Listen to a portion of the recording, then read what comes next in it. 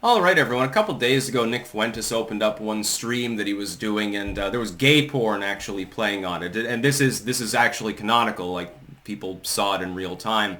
I guess the idea was that he was hacked. That's what they're going with. I think that there's something else afoot. And it overjoys me, actually. Nick is very good at this, and I have to give him credit where credit is due. You know how to fool around in the heads of your critics. I know exactly what's going on. I think this was on purpose. The idea is to generate attention. If you're a content creator, it makes sense to do so. So what do? You've got memes about you being gay, and you're this Christian nationalist, America First, the Groypers, and all this stuff. But there are people who think that you're a homosexual. Well then, throw them a little bit of meat on those bones. Let them talk about you. What are you getting? Attention. What is attention for a content creator? Money and exposure. Larger audience, more engagement, everything else. I tend to avoid doing that sort of thing myself because I'm like, okay, what do? I read the news and shit like that. I don't really do that. I don't get into, the e-celeb fighting and stuff like that. But if you're going to build your brand partially on that intrigue, wouldn't it make sense? I think he's conning his critics and doing a good job of it. It's not the first time that I've suspected that to be his operative plan. His strategy is working, by the way. And he's back on Twitter now. Think what you will about Fuentes. Like, I watch his content sometimes. Sometimes I agree with him. Sometimes I disagree. It can be a little over the top sometimes for me, but it's also amusing at many times. And so I don't have a problem with him. But the people that do have a hate boner for him keep taking the bait. Like, he lays it out in front of him, and it's kind of obvious that that's probably what happened here. Yes, I'm sure Nick Fuentes, after years of streaming, with a brand as large as he has, and it is a large brand, he's known, he's been in the news and shit. He's a content creator, and a lot of people know he is. Whether they like him or not is immaterial, by the way, for that. Do you really think that he was watching gay porn and accidentally started a stream and started streaming that tab? Like a total accident. He's just oblivious to the fact that he's got that playing on the side. Me no think so. I don't think so. Now, the claim that he was hacked, I don't know. It's possible. But I have a feeling that it was for attention-seeking purposes. And he got it. He goes trending, and he gets to chuckle about it. There's plausible deniability.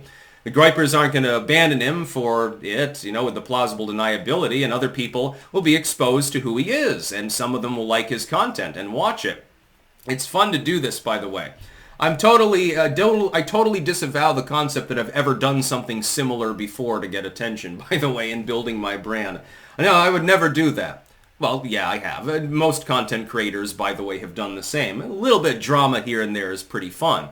It just depends, it shouldn't eke into your personal life or anything like that, but, a little bit of intrigue here. Maybe you piss another content creator off just a little and they block you, and then you go ha-ha and you take a victory lap, and that's happened a number of times. Anomaly still has me blocked over on Twitter for absolutely no reason because I mildly criticized him. Then he said he wanted to re-debate me, but he would only do that if I apologized to him and stood down and preemptively handed him a debate victory by proclaiming the wrongful concept that he has in his crazy mind that Donald Trump caused the current inflationary crisis. He hasn't been president in a while. I think the average American voter, by the way, agrees with me. He's still salty about the whole DeSantis thing, I guess. But this happens, and it's fun. A little bit of drama here and there. Nothing wrong with that. Fuentes is laughing at these people. And I'm laughing along with him because it's so obvious. You hate him so much that you're willing to replicate basically him baiting you into talking about him. And you're doing it willingly. I mean, if you had, a triple-digit IQ instead of a room temperature IQ, you'd probably understand what was likely going on. He's not suffering any detriment to it. It's like when people talk about me and spread rumors about me, but they're talking about me. Well, who cares then? It's enjoyable. It means more people know who you are. It's not bad when you're self-branded and all of your money comes from your internet persona. It's actually quite lucrative. Hell, when sometimes people spread rumors about themselves. I wonder how many content creators have done that. I certainly have never done that myself. Wink, wink, nudge, nudge. It's rather funny, actually. And people take the bait because when people hate you, or they pretend to hate you, they're just sort of riding the gravy train of having a hate boner for somebody who's well known. They take the bait so easily. Because anything, it's sort of like Trump derangement syndrome. You can go to a group of liberals and say, there's an interior report. The source close to the matter says Donald Trump fucked his daughter. Well, there are people that will automatically believe that, and then they'll be talking about Trump. It's not for a positive reason, but they'll be talking about him. He's lodged in their heads. He lives there rent-free on a day-to-day basis. We've seen this before. Trump capitalizes on this. Politicians do it. People who are known tend to do that because it's lucrative. It's sort of like when you see a music video. You know how a lot of times in modern pop genre music and rock, less than in pop these days, you know how they'll have like a spinning pentagram or a Masonic symbol or something like that. And I've talked about this before. That's to get attention. Fundamentalists who see that as a sign that this person is working to bring forth the Antichrist are talking about them. They're not going to buy the album, but they'll be talking about it because of the controversy involved, the AstroTurf controversy. If I were making a movie or a music video or something, I would put that shit in there too, because people who otherwise probably wouldn't enjoy the song or the movie will at least be talking about it and spreading awareness of its existence around.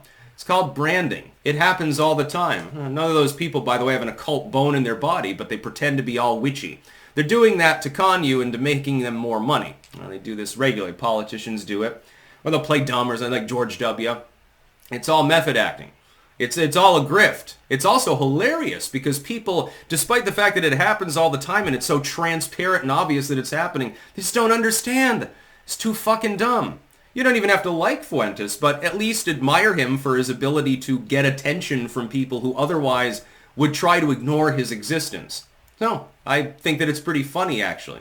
I don't think that he accidentally left the gay porn tab open. It might have been hacked. It's possible. Still gets him attention. Hell, if he did get hacked, the hackers gave him more money in so doing, which is very, very interesting indeed. That's about all. Peace out.